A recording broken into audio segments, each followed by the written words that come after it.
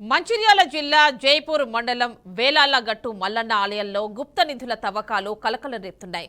ఆలయంలో శివలింగాన్ని తొలగించి దుండగులు తవ్వకాలు జరిపారు. విషయం వెలుగులోకి రావడంతో గ్రామస్తులు తీవ్ర ఆగ్రహం వ్యక్తం చేస్తున్నారు.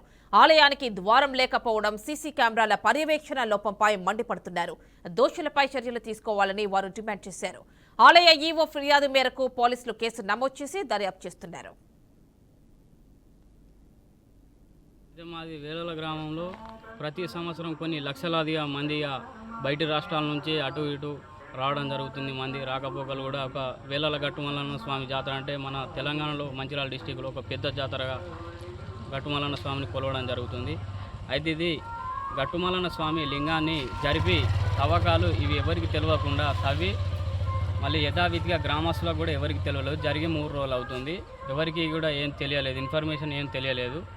దాన్ని మళ్ళీ యథావిధిగా వీళ్ళు అక్కడ టెంపుల్ పూజారి మళ్ళీ ఈవో వీళ్ళందరూ వీళ్ళ సమక్షంలో మళ్ళీ యథావిధిగా లింగాన్ని తవ్వకాలు జరిగిన తర్వాత గ్రామస్తులకు మరియు సర్పంచ్ కానీ పోలీస్ డిపార్ట్మెంట్కి తెలియకుండా మళ్ళీ సిమెంట్ వేసి దేవుని అదే లింగాన్ని అక్కడనే పెట్టడం జరిగింది.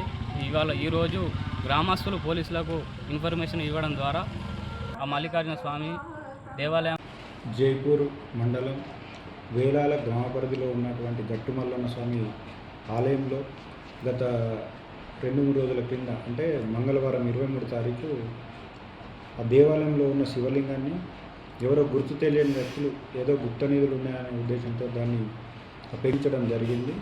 దాని మీద టెంపుల్ అధికారులు ప్లస్ గ్రామ కార్యదర్శి నుండి దరఖాస్తు ఈరోజు ఇవ్వడం జరిగింది. వాళ్ళు దాని మీద కేసు చేశాము.